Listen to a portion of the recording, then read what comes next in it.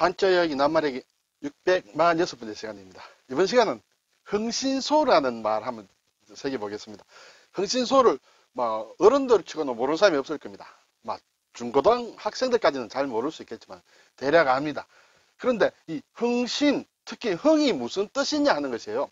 저는 그게 굉장히 예전부터 상당히 궁금했습니다. 그래서 대략 좀 찾고 있다가 요번에 또 다시 한번 찾아봤습니다. 흥신소는 아는데 신도 좀 알 것 같아요. 글자를 보면. 근데 흥도 아는 글자인데 뜻이 무엇인지 잘 모른다.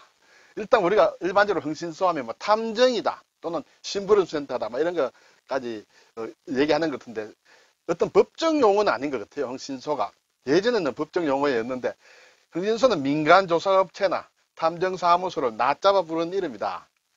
우리나라에서 이제 탐정업이라는 게 2020년 8월부터 신용정보법이 이제 개정되기 전까지는 불법이었다. 이렇게 되죠. 근데 경찰에 제가 위키 자료를 보니까 2016년 현재 전국에 흥신소가 한 4,000개 정도 있다. 이렇게 되는 모양이에요. 저는 이런 데는 사실 관심이 없습니다. 흥신소에 흥신이 무슨 말이냐? 거기에 관심이 있습니다.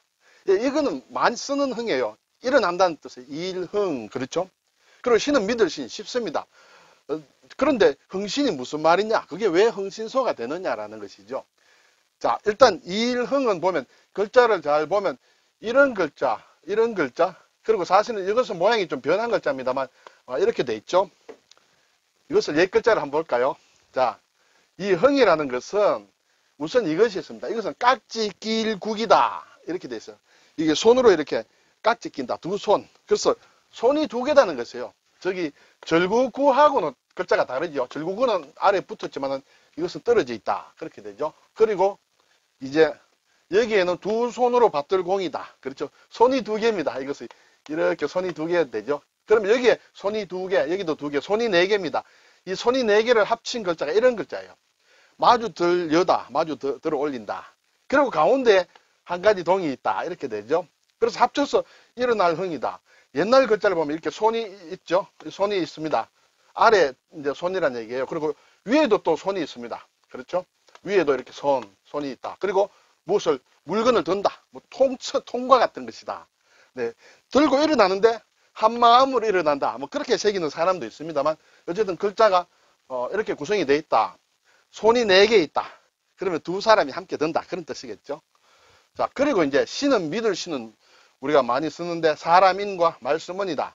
사람이 하는 말은 믿음직이 해야 된다. 믿어야 된다. 또는 믿음성이 있어야 된다. 그래서 믿을 신입니다. 자, 이제 일어난다. 믿을 신.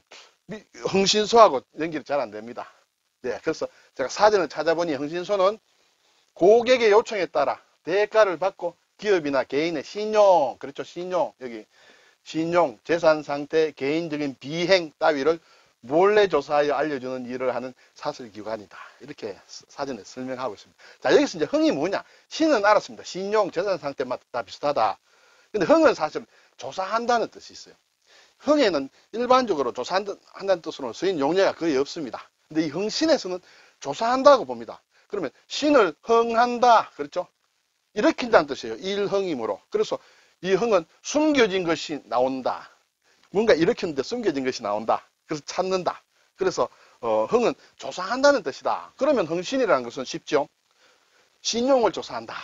네, 남의 신용을 조사한다. 그렇게 되겠습니다. 요즘 이제 신용조사기관들이 많습니다. 좀 관련이 됩니다. 흥신소와. 자, 흥신소 관련법. 사실은 저의 어떤 관심사는 아닙니다만 옛날에는 1961년 흥신업 단속법이라는 게 있었다. 이때는 법의 이름에 흥신업이라는 게 들어있었어요.